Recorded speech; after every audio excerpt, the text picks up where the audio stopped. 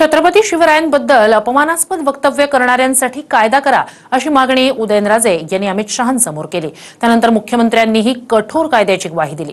पाहूया।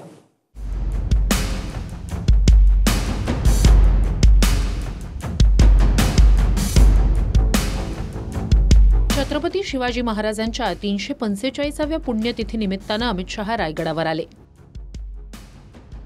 छत्रपती शिवरायांना महाराष्ट्रापुरतं मर्यादित ठेवू नका, संपूर्ण देश आणि जग महाराजांपासून प्रेरणा घेऊ शकतं असं अमित शहा म्हणाले। महाराष्ट्र के लोगों को दो हाथ जोड़कर विनती करने आया हूं, शिवराय को महाराष्ट्र तक सीमित मत रखिए, देश और दुनिया शिवराय से प्रेरणा ले सके। रायगडावर कवड्यांची माळ, शिंदेशाही पगडी आणि शिवमुद्रा भेट देऊन अमित शहांचं स्वागत करण्यात आलं।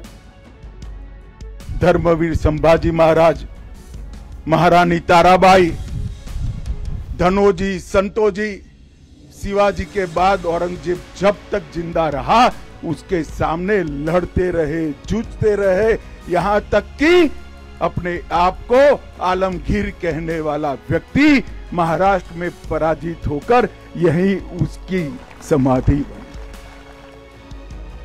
अमित शहांसमोर खासदार उदयनराजे यांनी दिल्लीत छत्रपती शिवाजी महाराजांचं स्मारक करण्याची मागणी केली, ज्या मागणीचा मुख्यमंत्र्यांनीही आपल्या भाषणात उल्लेख केला। खऱ्या अर्थाने छत्रपती शिवाजी महाराजांचं एक दिल्लीत एक भव्य असं स्मारक व्हावं, ही सुद्धा प्रत्येक शिवभक्ताची मागणी है। मैं आदरणीय गृह मंत्री जी से इतना ही निवेदन करना चाहता हूं कि हमारे उदयन महाराज ने जो बात कही वो बात बहुत महत्वपूर्ण है कि दिल्ली में भी छत्रपति शिवाजी महाराज का एक राष्ट्रीय स्मारक होना चाहिए। उसके लिए हम आपके पास आएंगे और आपकी मदद लेकर वहां पर उचित स्थान पर ये राष्ट्रीय स्मारक तैयार करने का हम प्रयास करेंगे। छत्रपती शिवाजी महाराज आणि महापुरुषांचा अपमान करणाऱ्यांना 10 वर्षांची शिक्षा व्हावी असा कायदा करा अशी मागणीही उदयनराजे यांनी अमित शहांसमोर केली। महाराजांच्या बाबतीत, महाजिजाऊंच्या बाबतीत आणि संभाजी महाराजांच्या बाबतीत एक कायदा करण्यात यावा, तो सुद्धा कॉग्निजेबल, नॉन बेलेबल आणि किमान 10 वर्ष त्याला बेल मिळाली नाही पाहिजे। महाराजांची आमची चर्चाही झालेली आहे, त्या संदर्भात जी योग्य कारवाई करायची आहे ती तर आम्ही करणारच आहोत, कारण आमचं सगळ्यांचंच मत आहे की महापुरुषांचा अपमान, छत्रपतींचा अपमान करणाऱ्याला तर टकमक टोकावरनच लोटून दिलं पाहिजे। पण आपण लोकशाहीमध्ये आहोत, त्यामुळे लोकशाही अनुरूप या ठिकाणी नियम तयार करण्याचं काम हे आपण निश्चितपणे करू। रायगडावरचा कार्यक्रम संपल्यानंतर अमित शहांसह मुख्यमंत्री आणि दोन्ही उपमुख्यमंत्री तटकर यांच्या घरी आले।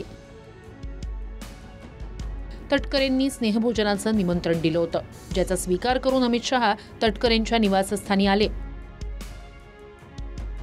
औक्षण करून अमित शहांचं स्वागत करण्यात आलं। अमित शहा तटकर यांच्या घरी आल्यानं रायगडच्या पालकमंत्री पदावरूनही पुन्हा चर्चा सुरू झाली। रायगडच्या पालकमंत्रीपदासाठी आग्रही असलेले शिंदेचे मंत्री गोगावले यांनाही जेवणाचं निमंत्रण होतं, मात्र गोगावले काही तटकर यांच्या घरी आले नाही। पालकमंत्रीबाबत चर्चा हा विषयच नाही। शेवटी मी सुद्धा दीर्घकाळ राजकारणामध्ये वावरतो आहे, ही काय राजकीय भेट नाही, ही एक कौटुंबिक भेट आहे आणि पक्षाच्या पलीकडे जाऊन कौटुंबिक स्नेह कसा असू शकतो, कसे विचार असू शकतात, हे आज अमितभाईंच्या भेटीने या ठिकाणी दाखवलं। आजच्या भेटीत पालकमंत्री सोडाच कुठल्याही राजकीय विषयावरती बिलकुल त्या ठिकाणी चर्चा नाही।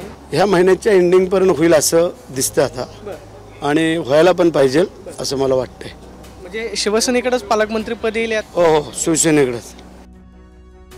आदिती तटकरे यांना रायगडचं पालकमंत्रीपद देण्यात आलं होतं, मात्र शिंदेंच्या शिवसेनेच्या विरोधानंतर स्थगिती देण्याची वेळ मुख्यमंत्र्यांवर आली। पण महिन्याअखेरीस हे पद माझ्याकडेच येईल असा विश्वास पुन्हा एकदा भरत शेठ यांनी व्यक्त केलाय। अक्षय मंकणीसह विनायक डावरू, TV9 मराठी, रायगड।